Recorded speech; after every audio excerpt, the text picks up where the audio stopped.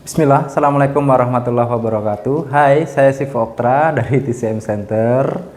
Nah, mulai sekarang insya Allah setiap hari Ahad kita akan ada penambahan materi di YouTube membahas berbagai macam permasalahan kesehatan dari sudut pandang pengobatan tradisional, terutama yaitu TCM. Nah, sebagaimana yang sudah kita tahu bersama bahwa TCM itu adalah traditional Chinese medicine, di mana saya memang berbidang di pengobatan tradisional, pengobatan Cina. Hari ini kita akan membahas apa yang membedakan antara pengobatan bekam dan juga akupuntur.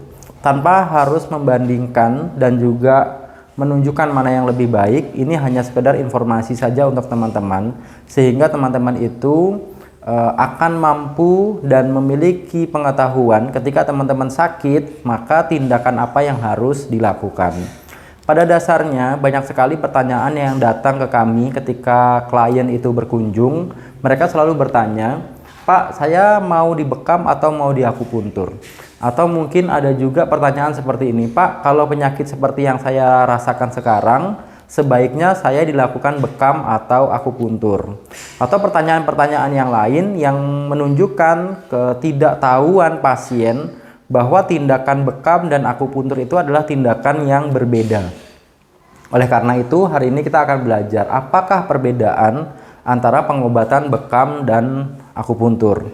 Kalau dari tindakannya itu sudah pasti terlihat antara perbedaan tindakan pengobatan bekam dan akupuntur.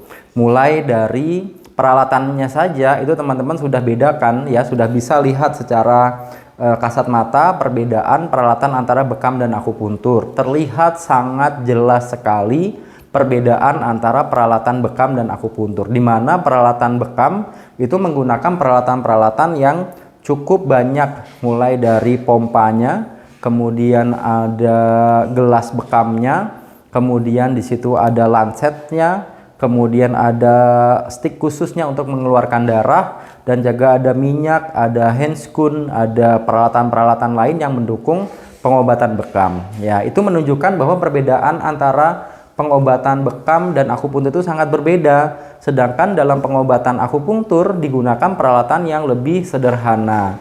Biasanya para praktisi akupuntur menggunakan peralatan seperti jarum, kemudian juga cerutu khusus yang kita kenal dengan moxibusi. Biasanya juga ada juga yang menggunakan penghangat khusus seperti TDP.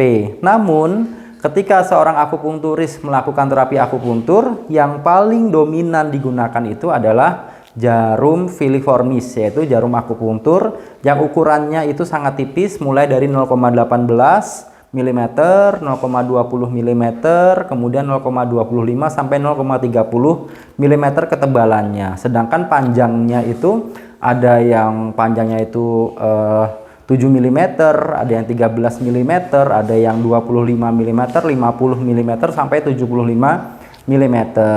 Yang jarum-jarum tadi digunakan sesuai pada lokasi di mana titik akupuntur itu akan dipasangkan. Misalnya akan dipasangkan jarum di wajah, tentunya menggunakan jarum dengan ukuran yang kecil. Sedangkan apabila kita akan melakukan akupuntur pada area yang tebal seperti perut, paha atau gluteus, ya, tentunya kita akan menggunakan jarum-jarum akupuntur yang ukurannya lebih panjang lagi. Dari sisi peralatan tentunya sudah terlihat berbeda. Itu yang pertama. Yang kedua adalah bahwa tindakan terapi akupuntur dan bekam itu memiliki prinsip pengobatan yang berbeda. Perbedaannya di mana? Bahwa terapi bekam itu menggunakan prinsip pengekopan. Pengekopan yang berfungsi untuk apa? Untuk menghasilkan ya area yang berwarna merah atau membiru. Tujuannya untuk apa? Kalau dalam teori pengobatan TCM, pengobatan bekam itu memiliki tujuan untuk mengeluarkan patogen. Patogen yang keluar di sini apa? Yang keluar adalah angin. Yang keluar adalah panas. Yang keluar adalah kering. Yang keluar adalah dingin. Nah, itu ya. Yang keluar adalah patogen berupa patogen angin, panas, kering, dan dingin. Apa itu patogen? Patogen itu adalah ya secara umum kita menyebutnya angin, ya. Kita menyebutnya secara umum angin. Angin panas, angin kering, angin dingin yang bersarang di dalam tubuh dikeluarkan melalui mekanisme apa? Cupping. Ya, jadi dikeluarkan melalui mekanisme cupping sehingga dengan pengokopan itu nanti maka patogen-patogen tadi itu bisa keluar sehingga tubuh menjadi lebih ringan, menjadi lebih bertenaga, menjadi lebih rileks. Nah, adapun apabila terdapat area yang berwarna biru saat pengekopan, maka dilakukan pengeluaran darah. Nah, pengeluaran darah ini menunjukkan apa? Bahwa tindakan pengekopan itu dilakukan dalam rangka untuk mengeluarkan patogen yang bersarang di dalam darah. Nah, biasanya darah yang keluar nanti akan berwarna kemerahan, ya, akan berwarna merah tua, akan kental. Ya, ini teman-teman ya. Nah, darah yang berwarna merah, merah tua, kental itu menunjukkan bahwa darah tersebut sebenarnya mengandung racun, mengandung patogen, mengandung unsur-unsur yang tidak lagi dibutuhkan oleh tubuh. Misalnya apa? Misalnya darah tersebut sudah tidak lagi mengandung oksigen atau sudah miskin oksigen sehingga darah itu tidak lagi dibutuhkan oleh tubuh. Makanya darah yang dikeluarkan dalam mekanisme bekam ini adalah darah yang berada di bawah kulit. Ya, yang berada di bawah kulit. Bukan yang berada di saluran pembuluh darah. Kemudian darah-darah itu adalah darah yang sudah tua, yang sudah tidak lagi dibutuhkan oleh tubuh, yang biasanya sudah berumur lebih dari 3 bulan. Jadi ketika kita makan, kita menghirup udara, kemudian kita menghirup polusi, maka itu akan terbawa bersama dengan darah ke seluruh tubuh. Sehingga darah kita mengandung banyak racun, miskin oksigen, dan sudah tidak lagi mengandung banyak nutrisi. Nah, darah itulah yang dikeluarkan melalui mekanisme bekam. Nah, ini perbedaan pertama. Perbedaan kedua, sedangkan dalam mekanisme akupuntur, akupuntur itu tindakannya berbeda. Ya, bagaimana akupuntur itu cara kerjanya? Akupuntur dengan cara memasukkan jarum kemana? Ke dalam kulit, menembus apa? Menembus otot. Nah, untuk apa jarum ini? Ternyata jarum akupuntur itu akan menstimulasi jalur-jalur meridian. Nah, ini ya, akan menstimulasi jalur-jalur meridian. Di mana jalur meridian di tubuh kita itu ada banyak sekali, setidaknya ada 12 jalur meridian utama. Mulai dari paru-paru, usus besar, kemudian jantung, usus kecil, ada ginjal, kandung kemih, ada limpa lambung, kemudian ada lagi perikardium, tri pemanas, ada lagi meridian liver dan kantung empedu. Nah, 12 jalur meridian tadi itu adalah jalur-jalur yang memiliki perjalanan. Yang namanya perjalanan itu biasanya ada sumbatan. Nah, gitu ya. Jadi ketika terjadi sumbatan di perjalanan meridian, maka terjadilah penyakit. Misalnya terjadi sumbatan pada perjalanan meridian lambung, maka seseorang akan merasakan penyakit-penyakit yang berhubungan pada lambungnya. Ketika terjadi perjalanan meridian jantungnya tersumbat oleh patogen, sebenarnya patogennya sama, ini juga, ya, patogennya ini juga. Nah, ketika perjalanan meridian tadi itu tersumbat oleh serangan patogen, maka itu akan menyumbat sehingga mengganggu fungsi organ dalamnya. Jadi kalau menyumbat organ jantung, ya nanti jadi nyeri dada.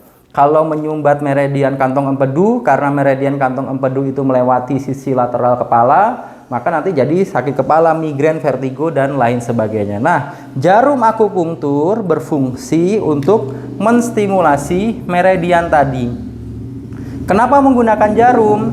Karena jalur meridian tubuh kita itu perjalanannya itu panjang dan ukurannya kecil. Jadi ukurannya itu hanyalah 1 mm, ya. Jadi ukuran ukuran meridian di tubuh kita itu adalah 1 milimeter.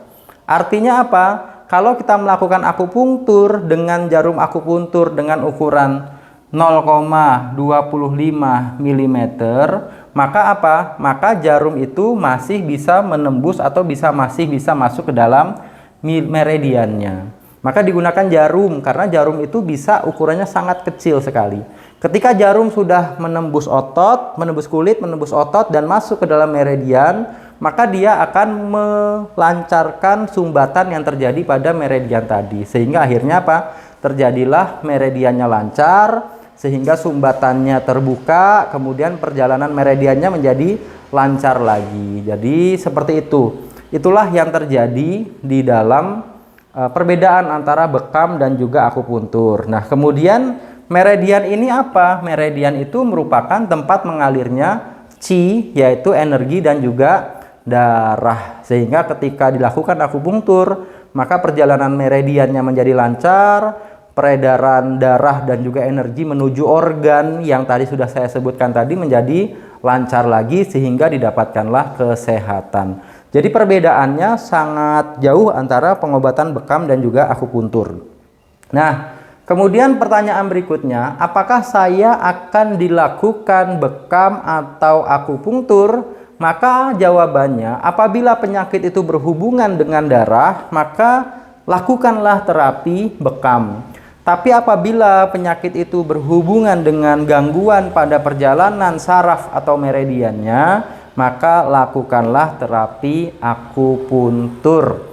Bagaimana membedakan antara penyakit yang berhubungan dengan darah dan penyakit yang berhubungan dengan meridian atau syaraf? Maka tunggu video-video berikutnya. Mudah-mudahan Allah masih mempertemukan kita dalam video pembahasan perbedaan antara terapi bekam dan akupuntur. Dan insya Allah kedepannya kita tidak hanya membahas perbedaan antara bekam dan akupuntur, kita juga akan membahas perbedaan antara bekam basah dengan bekam api, itu perbedaannya bagaimana, akupuntur dengan moksibusi itu seperti apa, akupuntur dengan pijat akupresur itu perbedaannya seperti apa perbedaannya akupresur dan pijat refleksi, tentunya insya Allah akan kita bahas. Jangan lupa like dan subscribe supaya teman-teman bisa mendapatkan informasi-informasi menariknya dari kami berkaitan dengan pengobatan tradisional Chinese medicine. Saya Sifu Oktra, sampai bertemu lagi. Assalamualaikum warahmatullahi wabarakatuh.